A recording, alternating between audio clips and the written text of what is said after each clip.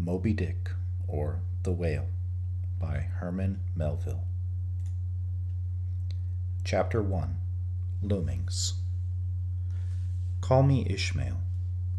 Some years ago, never mind how long precisely, having little or no money in my purse, and nothing particular to interest me on shore, I thought I would sail about a little and see the watery part of the world. It is a way I have of driving off the spleen and regulating the circulation.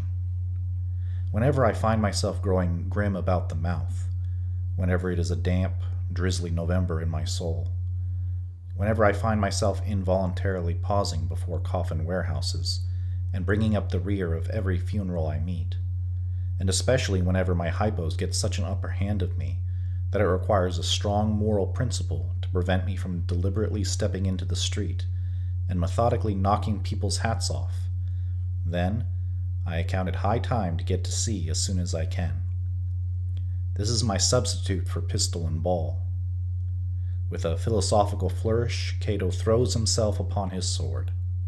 I quietly take to the ship. There is nothing surprising in this.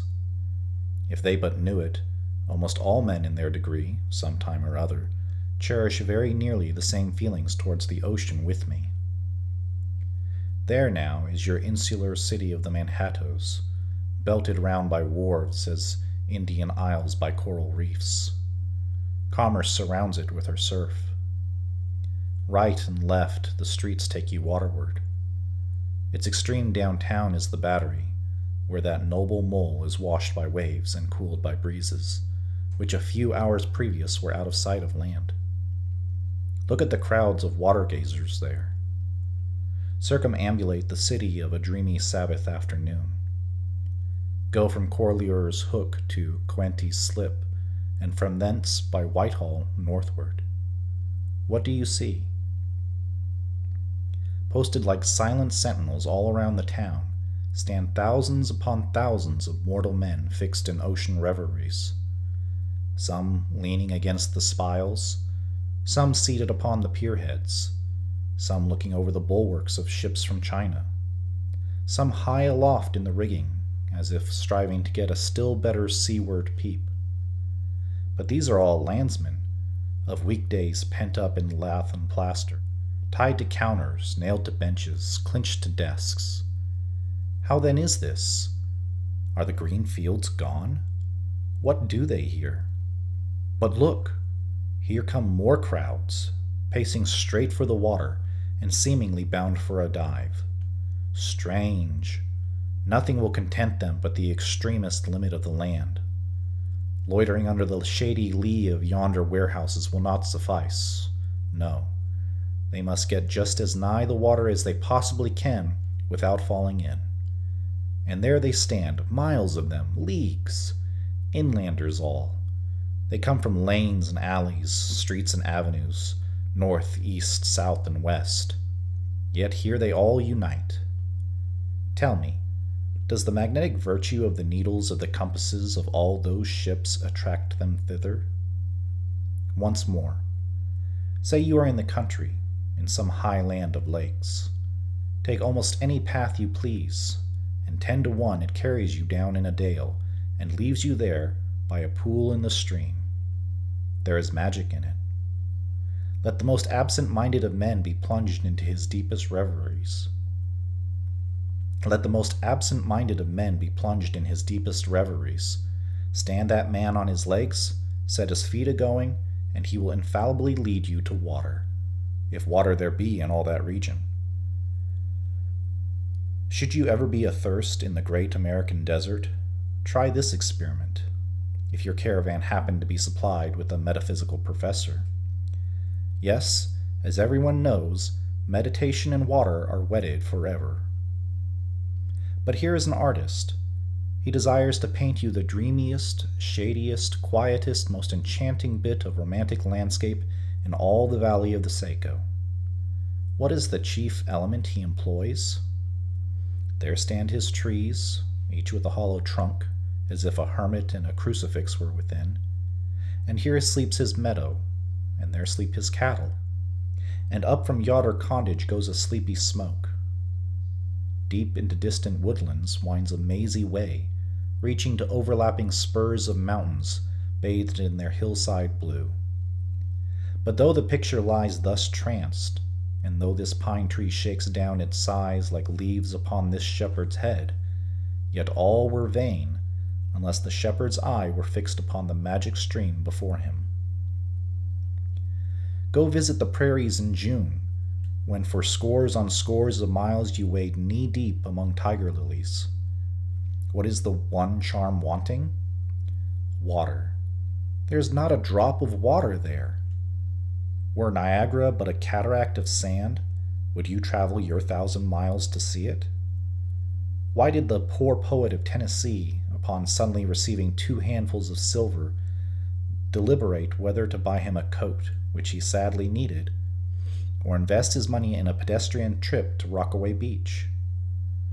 Why is almost every robust, healthy boy with a robust, healthy soul in him at some time or other crazy to go to sea?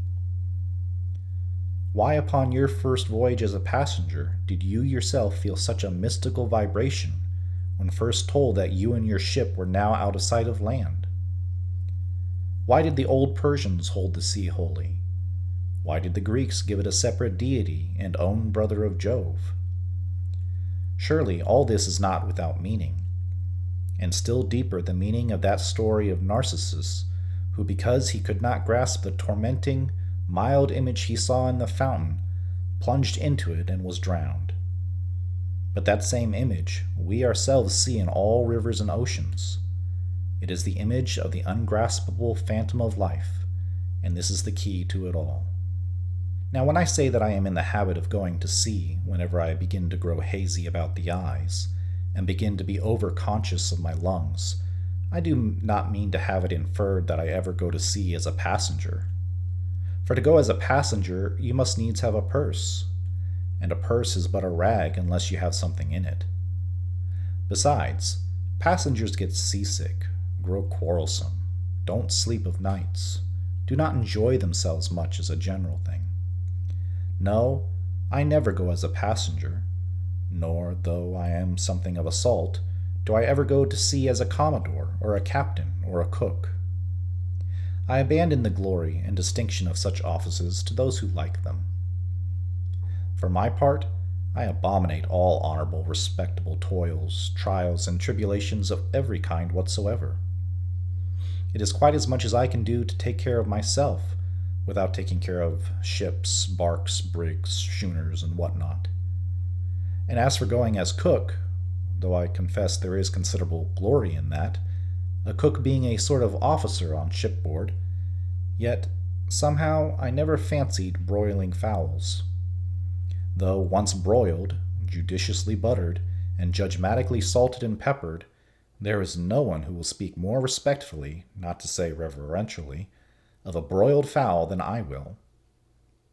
It is out of the idolatrous dotings of the old Egyptians upon broiled ibis and roasted river horse that you see the mummies of those creatures in their huge bakehouses, the pyramids. No, when I go to sea, I go as a simple sailor, right before the mast, plumb down into the forecastle, aloft there to the royal masthead. True, they rather order me about some, and make me jump from spar to spar, like a grasshopper in a May meadow. And at first, this sort of thing is unpleasant enough. It touches one's sense of honor, particularly if you come of an old established family in the land, the Van Rensselaers or Randolphs or Hardicanuts, and more than all, if just previous to putting your hand into the tar pot, you have been lording it as a country schoolmaster, making the tallest boys stand in awe of you. The transition is a keen one, I assure you, from a schoolmaster to a sailor, and requires a strong decoction of Seneca and the Stoics to enable you to grin and bear it. But even this wears off in time. What of it, if some old hunks of a sea captain orders me to get a broom and sweep down the decks? What does that indignity amount to, weighed, I mean, in the scales of the New Testament? Do you think the Archangel Gabriel thinks anything the less of me, because I promptly and respectfully obey that old hunks in that particular instance? Who ain't a slave? Tell me that. Well then, however the old sea captains may order me about, however they may thump and punch me about, I have the satisfaction of knowing that it is all right, that everybody else in one way or other served in much the same way, either in a physical or metaphysical point of view, that is, and so the universal thump is passed around, and all hands should rub each other's shoulder blades and be content. Again, I always go to sea as a sailor, because they make a point of paying me for my trouble, whereas they never pay passengers a single penny that I ever heard of. On the contrary, passengers themselves must pay, and there is all the difference in the world between paying and being paid. The act of paying is perhaps the most uncomfortable infliction that the two orchard thieves entailed upon us. But being paid, what will compare with it?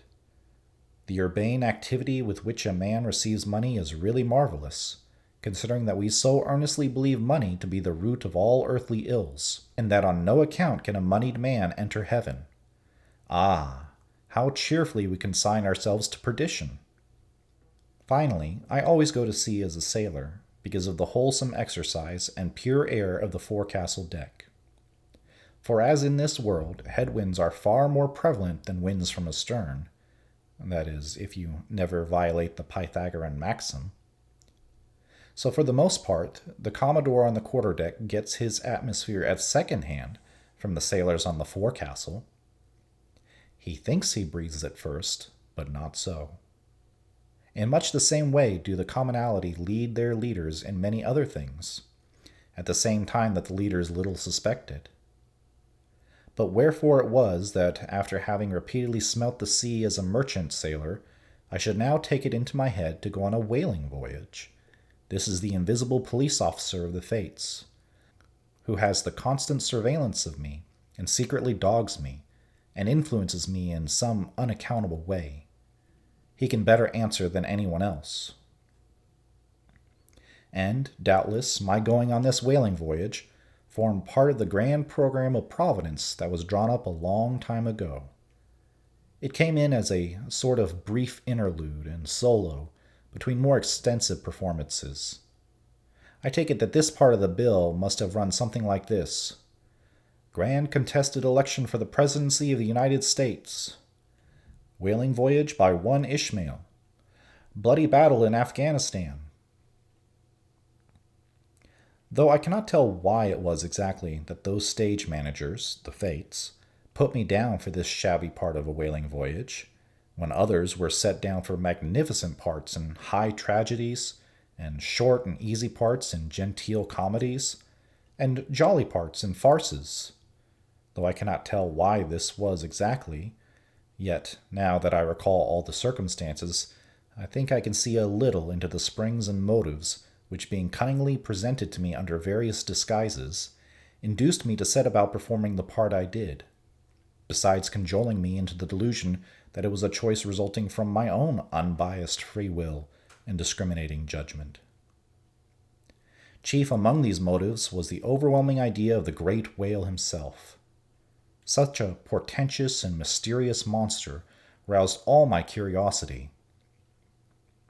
Then the wild and distant seas where he rolled his island bulk. The undeliverable, nameless perils of the whale. These, with all the attending marvels of 1,000 Patagonian sights and sounds, helped to sway me to my wish. With other men, perhaps, such things would not have been inducements, but as for me, I am tormented with an everlasting itch for things remote. I love to sail forbidden seas, and land on barbarous coasts. Not ignoring what is good, I am quick to perceive a horror, and could still be social with it, would they let me, since it is but well to be on friendly terms with all the inmates of the place one lodges in. By reason of these things, then, the whaling voyage was welcome. The great floodgates of the wonder world swung open, and in the wild conceits that swayed me to my purpose, two and two there floated into my inmost soul endless processions of the whale, and, mid most of them all, one grand hooded phantom, like a snow hill in the air.